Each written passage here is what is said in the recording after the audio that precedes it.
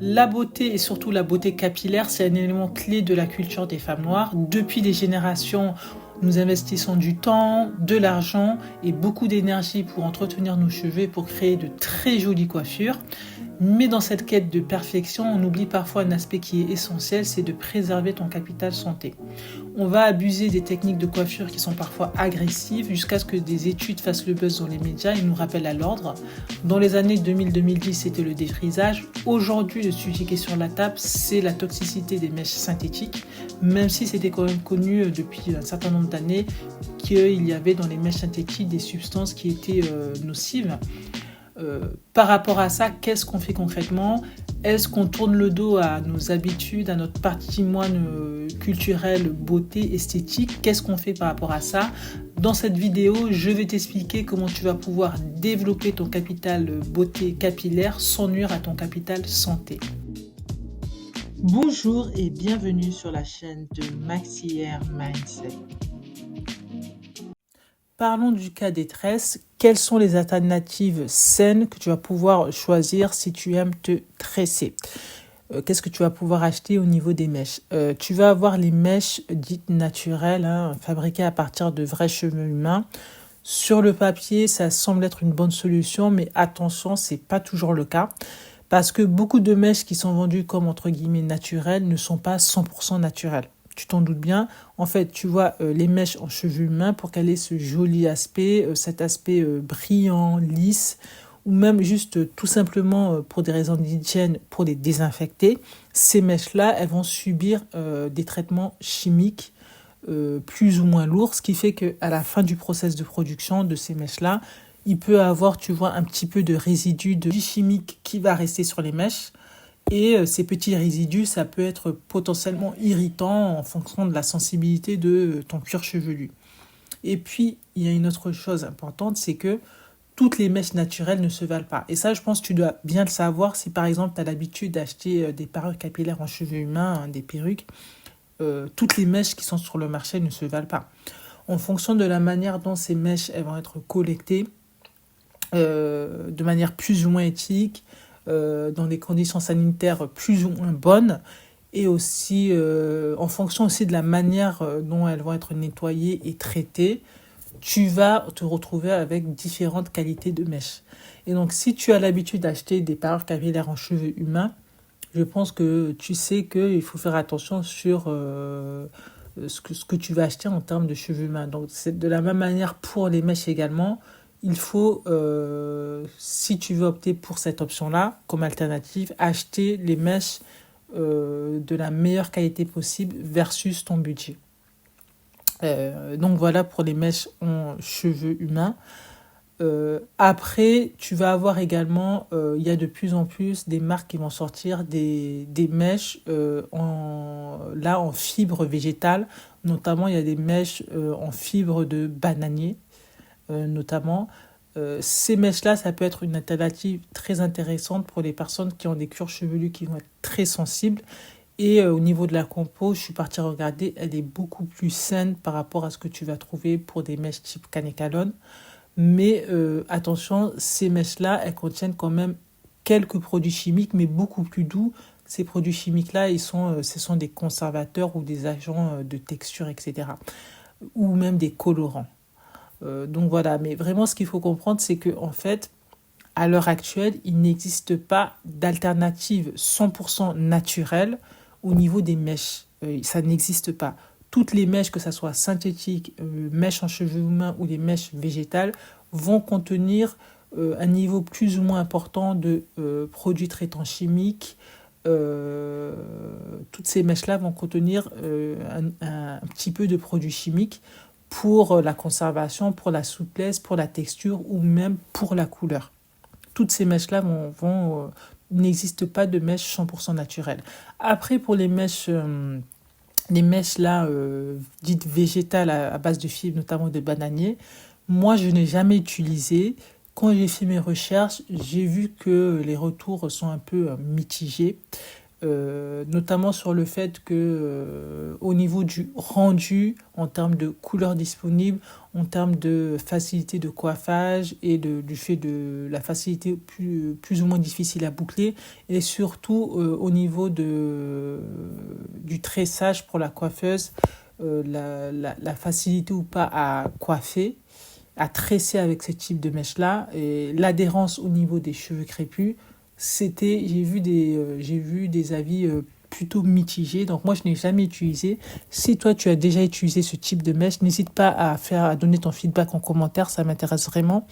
Moi, je n'ai jamais utilisé, donc je ne sais pas. Donc si tu as déjà utilisé, n'hésite pas à nous dire ça en commentaire. Ça m'intéresse beaucoup.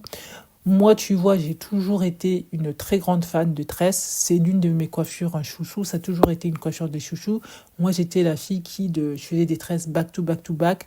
Je gardais des tresses 1 ou 2 mois et je les lavais et j'enchaînais. Je repartais sur ma coiffure tressée. J'enchaînais. Tout le temps, je faisais des tresses très très fines, très très longues, colorées, tout ça. J'adorais faire ça.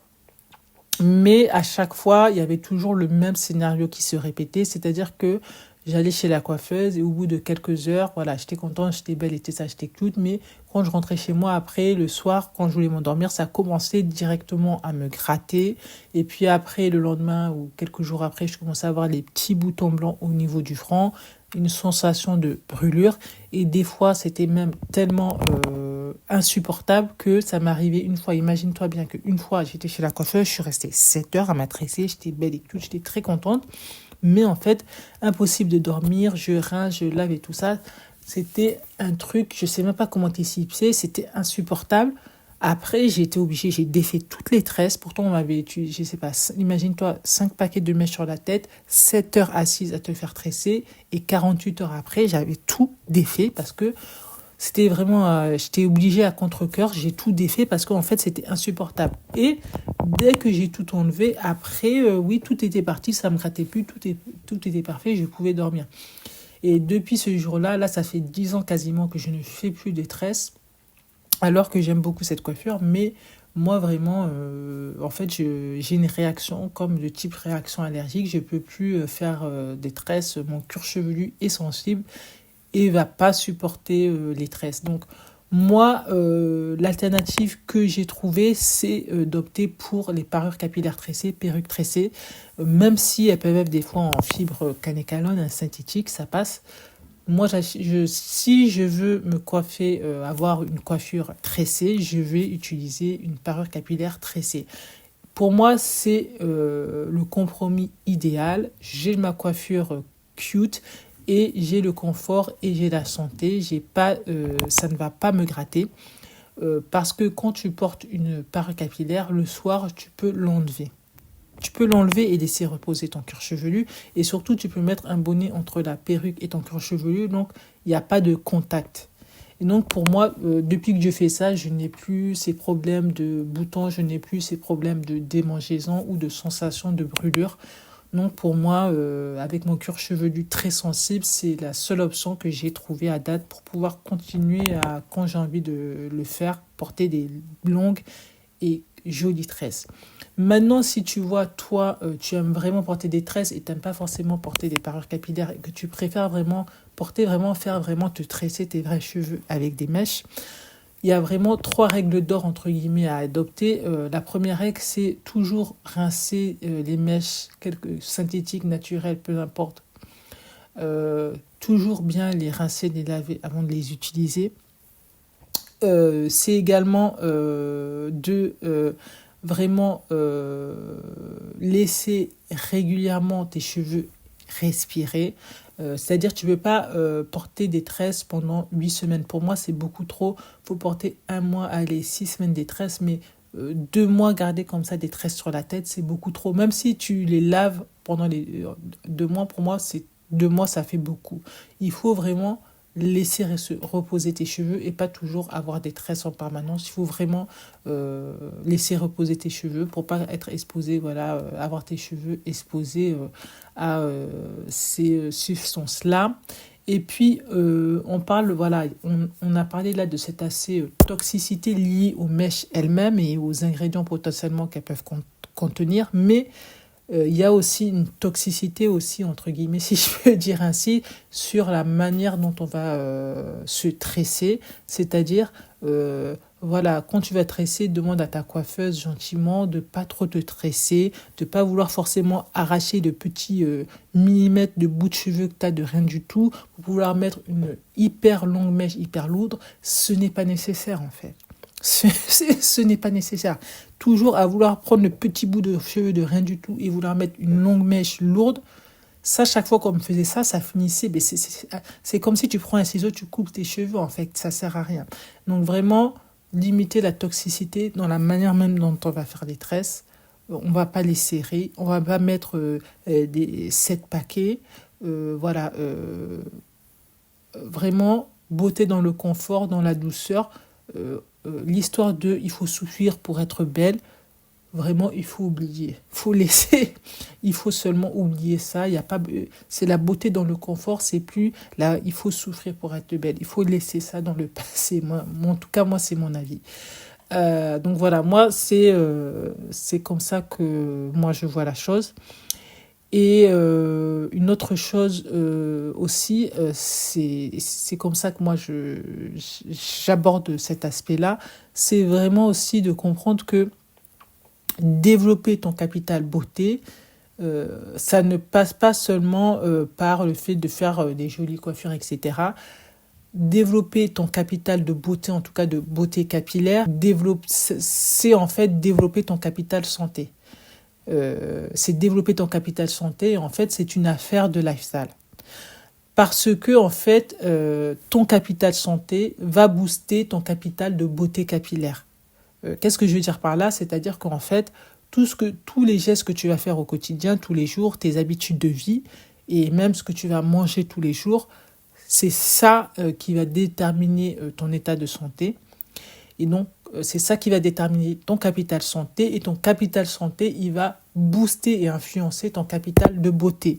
Et la manière dont tu vas développer ton capital de beauté capillaire, ça va influencer ton capital santé. C'est vraiment, en fait, c'est les deux phases d'une même pièce, si je peux dire. Capital beauté, capital santé, c'est des choses qui vont ensemble. C'est une boucle, c'est quelque chose qui va ensemble. Et à ne pas dissocier en fait. Si par exemple tu bois peu d'eau, ben, tu seras susceptible d'avoir des cheveux secs. Si tu manges n'importe quoi, tu as une alimentation déséquilibrée, ben, tes cheveux ils seront fragilisés.